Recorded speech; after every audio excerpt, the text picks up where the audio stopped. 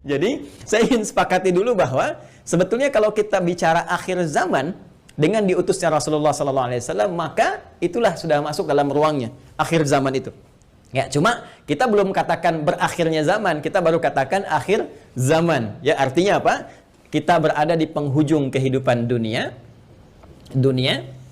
ya, dan akan dekat ke akhir kehidupannya, artinya selesai di dunia ini, karena dengan risalah selesai, maka tinggal umat menjalani sampai batas yang Allah tentukan. Ya, batas waktu yang telah Allah tetapkan, kalau menunjuk kepada waktu spesifiknya, detiknya, menitnya, sampai jamnya, disebut dengan sa'ah namanya, as-sa'ah. Ya. Nanti di periode ini ada kejadian-kejadian, ya, di mana segala hal bisa muncul, ya, bisa terjadi banyak hal nanti kita sebutkan, baik itu nanti huru-hara, baik itu banyak musibah, baik itu nanti selesai kehidupan, wafat, bangkit, sesuatu terjadi. Sesuatu yang banyak terjadi, bangkit dan sebagainya disebut dengan qiyamah namanya. Ya, asalnya qiyam, sifatnya ditambah ta disebut dengan qiyamah. Karena itu nanti peristiwanya disebut dengan yaumul qiyamah. Yaumul qiyamah. Ya. Nanti ada surah Al-Qiyamah, surah ke-75, gitu kan? La uqsimu biyaumil qiyamah. Ini peristiwanya. Tapi kalau kita ingin menunjuk kepada waktunya spesifik, ya, berakhir nih waktunya, selesai, sehingga terjadi kiamat yang dimaksudkan. Kita serap ke dalam bahasa Indonesia menjadi kiamat. Ya, berakhir waktunya disebut dengan sa'ah. Sa'ah menunjuk kepada, kalau sekarang dalam bahasa Arab standar sekarang sa'ah disebut jam. Ya, jam ada detiknya, kan sa'alan. Jam berapa sekarang? Ya, sampai ke detiknya, sampai ke menitnya dan seterusnya, itu menunjuk kepada waktu ini disebut dengan sa'ah. Ya, karena itu teman-teman sekalian, ketika Allah menegaskan kapan terjadi tepatnya terjadi kiamat ini, menunjuk pada waktunya, itu hanya milik Allah Subhanahu wa taala, prerogatifnya. Ya, karena itu di Quran surah ke-31 Luqman, di ayat ke-34, ayat terakhir, hal pertama dari 5 hal yang menjadi hak prerogatif Allah, kalimatnya langsung menggunakan kata sa'ah. Innallaha 'indahu 'ilmus sa'ah. Ini. Kalimatnya menggunakan apa? Sa'ah. Ya, di hadis Muslim, nomor hadis yang ke-8, disebut dengan hadis Jibril, ya, alaihissalam, ketika beliau bertanya mengonfirmasi kepada Rasulullah, ya, Sayyidina Muhammad sallallahu alaihi wasallam, bertanya tentang kapan tepatnya terjadi kiamat. Maka kalimat terakhirnya ketika bertanya tentang iman, Islam, ihsan, mata sa'ah. Mata sa'ah, kapan tepatnya terjadi kiamat? Nabi menjawab, mal mas'ulu anha bi'alama minas sa'il. Kenapa penting saya sebutkan ini? Nah, ada langsung firman Allah dalam Al-Quran, pembuka satu surah, di surah ke-54, Al-Qamar. Ya, Al-Qamar. Dalam pandangan Allah, Allah menyebutkan bahwa ketika Rasulullah diutus sebagai Rasul di akhir zaman, artinya zaman ini terakhir dalam kehidupan, nggak ada nanti umat yang baru lagi, nggak ada Rasul diutus lagi dan sebagainya. Itu sudah Allah mendeklarasikan satu pembuka kalimat dalam firman yang sangat singkat tapi tajam sekali. Iqtarabatis sa'ah. Iqtarabatis sa'atu wansyaqqal qamar. Quran surah ke-54 ayat yang pertama. Jadi Allah sudah menyampaikan sejak Nabi SAW diutus kurang lebih 15 abad yang lalu, kan? Allah menyampaikan iqtarabatis sa'ah. Ya, masa itu sudah dekat. Ya, jadi sejak diutusnya Nabi, Allah sudah mendeklarasikan, sudah menyampaikan, ya, menginformasikan pada seluruh hambanya bahwa ini kejadian ini sudah dekat. Ya, dengan diutusnya Rasulullah, bahwa zamannya akan berakhir. Cuma dekatnya dalam konteks firman Allah dengan pandangan kita tentu sangat berbeda. Ya, karena dimensinya tidak serupa, sifat-sifatnya jauh berbeda, kan? Maka demikian pula memahami firman Allah tidak menggunakan pendekatan akal manusia. Jangan kita katakan dekat dengan ukuran kita, tidak. Lihat ukuran Allah. Ya, di mana ukuran Allah? Lihat surah Al-Ma'arij misalnya, ayat yang ke-6. Innahum yarawnahu ba'ida wa narahu qariba. Ya, mereka melihatnya masih panjang, kami melihatnya dekat. Kenapa? Karena ukuran waktu di sisi Allah, ya, itu sudah nggak pakai ukuran standar manusia lagi. Beda dimensinya. Ya, kita keluar dari wilayah kita di Indonesia dengan Malaysia sudah beda 1 jam. Ya, kita bisa ke Amerika, ke Kanada, itu sudah beda terbalik. Bisa di sini siang, sana malam. Ya. Baik, jadi apalagi kita ukur dengan konteks kehidupan akhirat. Ya, ya, ketika Allah berfirman, dengan kita di sini ya antara kehidupan di luar bumi, di langit saja misalnya, itu yang sudah tidak ada gravitasi lagi, sudah gravitasi nol, itu perbedaan waktunya sudah berbeda jauh. Makanya ketika Al-Quran menginformasikan fi yaumin kana miqdaruhu alf sanatin mimma ta'udun, ya ada 1 tahun bisa beda 1000 tahun. Dalam konteks orang dihukum di neraka bisa setahunnya, seharinya serasa 50.000 tahun, sehari bisa 1000 tahun. Artinya kalau Allah katakan misalnya 7 hari, berarti masih 7.000 tahun ya. Ya, 2 hari berarti masih 2.000 tahun dalam konteks terkecilnya, dalam pandangan kita. Tapi kita tidak tahu kapan itu terjadi. Secara singkat, Allah sudah mengatakan bahwa sejak Rasulullah SAW diutus, ini keadaan sudah akhir zaman. Ya kan? 1. Dan sudah mendekat kepada kiamat. Cuma dekatnya itu kapan waktunya, kita tidak tahu. Dalam pandangan Allah dekat, dalam pandangan kita ngitung dari masa Nabi ke sini masih 15 abad, belum kiamat juga, ya kan? Sekarang belum kiamat juga, makanya jangan tanya tentang waktunya. Ya, yang ditanya persiapan kita apa? Ya, kalau Anda bertanya tentang waktu pada sesuatu yang sudah diatur, kaidah mengatakan sesuatu yang sudah diatur jangan banyak ditanya lagi. Nanti menjadi semakin tidak teratur keadaan Andanya. Ya, matahari terbit dari timur, tenggelam di darat, masih Anda tanya kenapa terbit dari timur? Itu kurang kerjaan. Kurang kerjaan. Ya, kenapa malam gelapnya? Itu kurang kerjaan. Jelas ya? Kenapa? Karena sudah kita mengerti, itu ma'lumun bid-darurah, sudah dipahami, sudah dimengerti. Naluri kita sudah bisa membaca, akal kita sudah mengetahuinya, ditanamkan dalam diri kita. Karena itu, sesuatu yang sudah Allah atur, jangan ikut-ikut mengatur lagi. Ya, Nabi pernah ditanya tentang kiamat, Nabi tanya, bagaimana persiapan kamu kalau terjadi besok? Jangan tanya waktunya.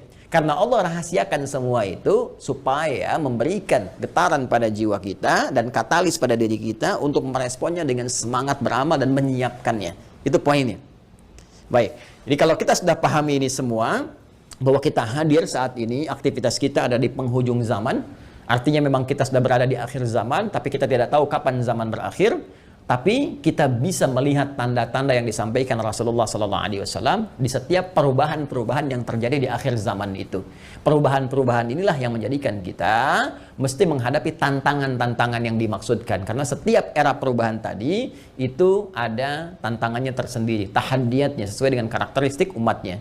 Nah, pertanyaannya, apa yang diinformasikan oleh Rasulullah di zaman beliau berupa tantangan-tantangan, sampai perubahan-perubahan setelah masa-masa beliau kemudian wafat, bagaimana prediksi-prediksi yang disampaikan oleh para sahabat, ini yang coba kita uraikan. Dan di antara uraian itu, ada yang teman-teman sebut dengan petaka-petaka. Ada yang kita istilahkan dengan musibah-musibah. Seperti apa musibah yang digambarkan itu di setiap waktu-waktu yang berganti sepeninggal Nabi SAW, itu yang coba kita turunkan. Lalu kita akan mengaji bagaimana Nabi memberikan petunjuk kepada kita dengan izin Allah Subhanahu wa taala, saking sayangnya kepada kita, supaya setiap umat yang mengalami masa-masa itu lulus menghadapi ujiannya.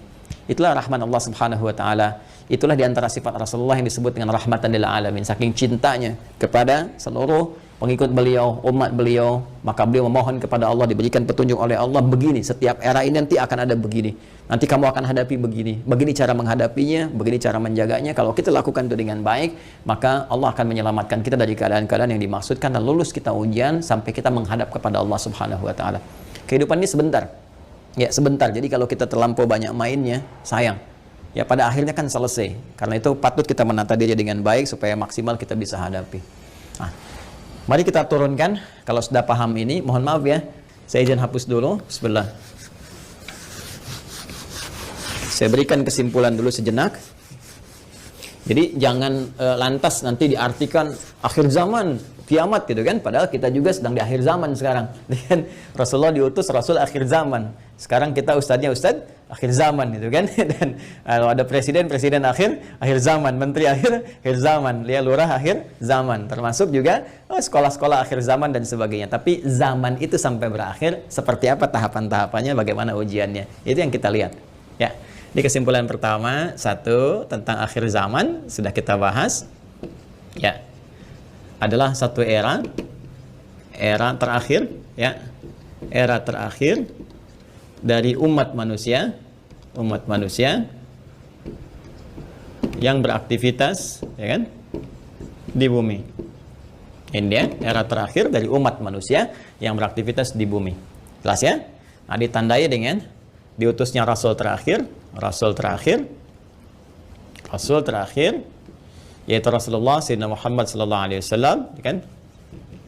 sallallahu alaihi wasallam.